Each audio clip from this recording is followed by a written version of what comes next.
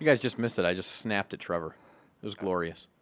Literally It was just glorious snapped your because you fingers. were having too much fun talking and not paying attention to what was going on. I really enjoy covering high school volleyball. I did it for 2 years for the Sacramento Bee. I did the rankings and a weekly notebook, and I covered it all the way. And I even went down to the state championship because Granite Bay won the state title and went undefeated last year. And I just there's a camaraderie of Humble for brag. coaches. What? Humble brag. Sorry. Go ahead. But it was fun though. There was a long trip. That was the day that the Grapevine closed, and I had to drive all the way around to Santa Maria. That and does down. not sound fun.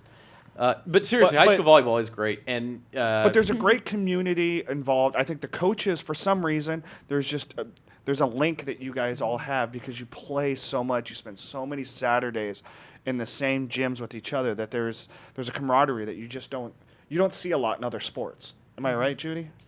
Yeah, I think so. I played for Maria. I played for Brooke Roberts. You know, we have that kind of thing too, where it's just the cycle. The coaches stay, and we've known them our whole lives. So it is. We all respect each other. We're all doing the same thing for the kids. Yeah. a lot of sports have niches, but Yeah. volleyball is very fun. Yeah. So Independence this week had their dance party Monday night. It's now a weekly dance party, as we understand. The big win up in Tehachapi on Tuesday. Thursday, BVarsity live in a Golden Valley game. And then, I don't know, what's on the docket tomorrow? You going up to the football game? Back to Tehachapi? It's kind of a long drive. It's a long drive. If they were at home, maybe. So we'll talk about that in a minute. We will get to football. Judy, I want to give you a chance to kind of brag on Brianna while she's here a little bit. You've had some great players at Independence also, especially in the club scene. Kelsey Fien, you mentioned, is at Nebraska right now, one of the best programs in the country. Destiny, who's going to Washington, one of the best programs in the country, among countless others. Why is Brianna special? There's so many reasons. Brianna is really, really hard worker. Like, she gets on the court, and what's really unique about her is if something's going bad, she doesn't complain about it. You know, sometimes it's not always her fault. If the set's bad, or like we've struggled in some matches with our setting, and she'll just say, I need to get my feet to the ball. I need to adjust. Where a lot of players, I mean, even us when we were in college, you complain about this or that, and I've never heard Brianna complain. So that in itself, and she works. I mean, all those kids you just mentioned, they wouldn't be as good as they were if they didn't work. Mm-hmm. But having her year round has just, I mean, for me, I'm super blessed, and she just works. She's a worker. So whoever gets her is going to be super lucky. So what do they say? Hard work beats talent if talent doesn't work hard. But if talent does work hard, that's the other half of that Yep. sentence. So, Brianna, what about recruiting? I mean, I know you're only a junior. There's a lot of time to go here. Things could change. But what are you looking at right now? Well, since September 1st came around, that's when colleges can actually start talking to you. So I have been communicating with a few colleges, texting and calling. When September 1st hit, was it like a deluge of texts and stuff? I mean, did you get it all at once? Actually, it wasn't. It was the first day, and I got maybe one or two, and then the next day.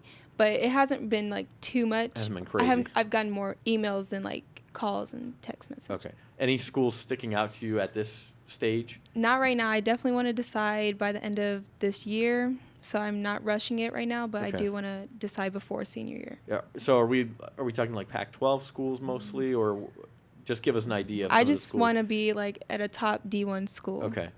So could be traveling, could be going back east. Yes. Could be, yeah. There's a lot on the table, obviously. On the court, you mentioned being a leader, trying to be a little more vocal, answer questions for teammates.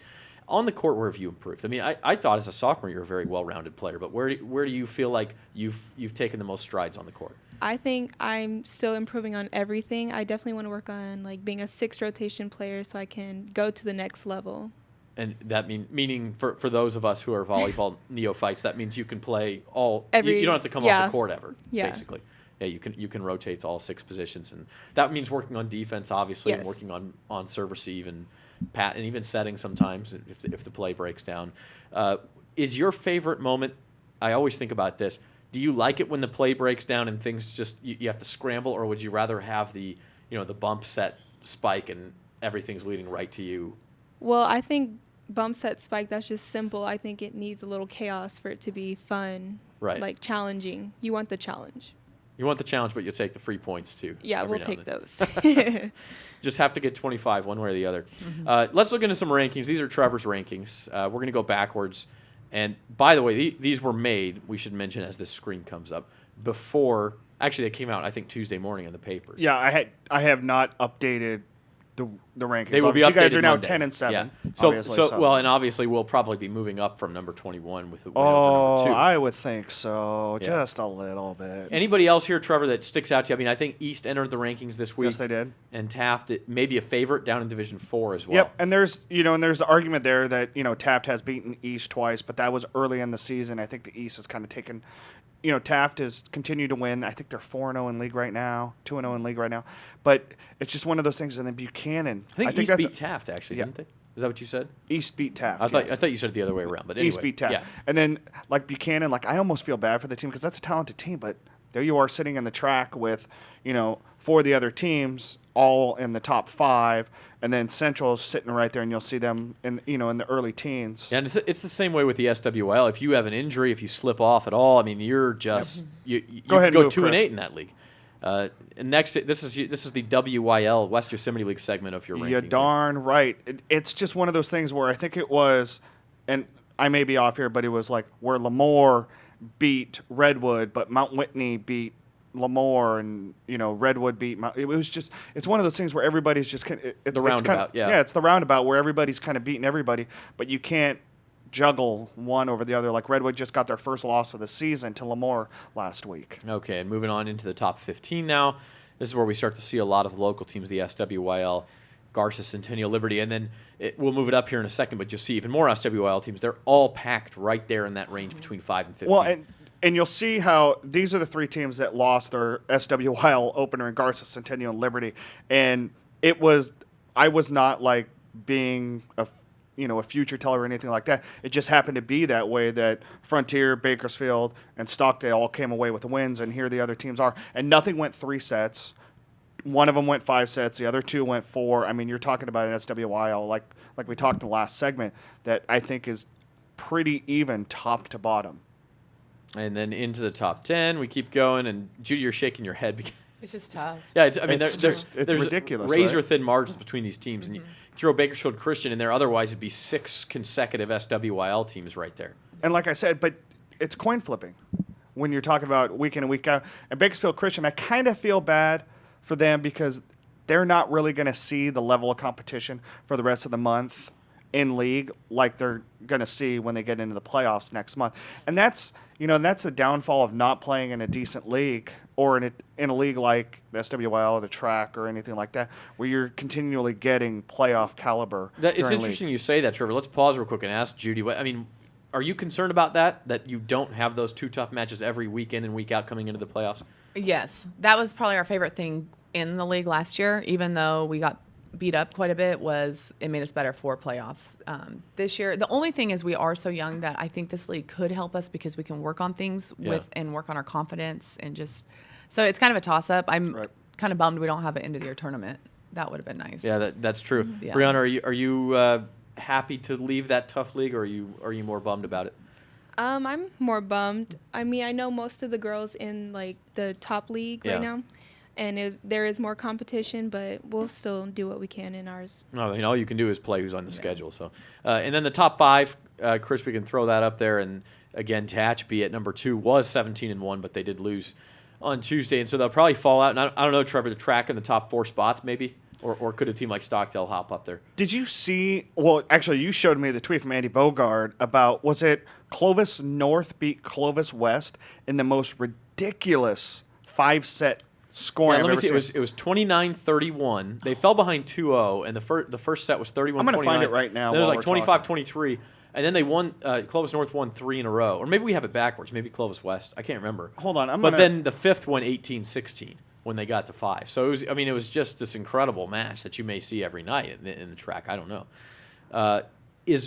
Here's a question: Is Okay, here we go. Okay, go ahead. So, Clovis North won. It went 31-29 Clovis West. Clovis West is going to be first on this. 31-29, 25-23. So Clovis West was up 2-0. And then Clovis North comes back 25-23, 25-14, and then 18-16 in the 5th. Wow. I mean, It's that's just one of those ridiculous. matches. Just one of those matches. You don't want to get up for school the next day. Yeah. Yeah. The track has been very good this year. It used to be that Bakersfield had the most dominant teams top 3, 4, 5 teams. Is this a shift, or is this just a one-year thing in your mind? Hopefully it's a one-year thing. I don't know, because we don't see those we don't see those teams enough. Right. And Clovis West has now won a couple titles in a row, so you start to think maybe it is a shift. But I think the teams down here, it seems like everybody's right there on the doorstep anyway. Mm-hmm. So Centennial beat Clovis West earlier this year, but they called it a foundation game. Stockdale. Stockdale. Beat Sorry. Clovis West, yeah. Stockdale did, and they're calling it a foundation. It was a foundation game. So it doesn't count. It doesn't seedings, count. That's But a how win can is you a say it win doesn't in my count? mind. Yeah, I mean, it's not like they're not trying. Yeah. Anyway, it's all complicated, and again, we're 30 days away from seeding, and 1, 2, 3, 5 more dance parties. I guess so. And you want to tack on another 3, 4, 5 more after that. Possibly. Yeah. Well, Brianna, good luck the rest of the way. Thanks for joining us. And Judy, a pleasure as always to have you in here. And we will be back with some football rankings. We were going to have Kyle Jean in here to work on my hip and to make some picks, but he bailed out on us. So You're 30 years old and you need a hip replacement. I feel like I feel like I need hip replacement surgery. I'm serious. I don't think I could do it. Anyway, you guys, a fabulous win on Tuesday, and I'm sure you're kind of riding high from that. Good luck tonight as Thank you. well. Thank you. And we'll be right back here on BVarsity Live after this.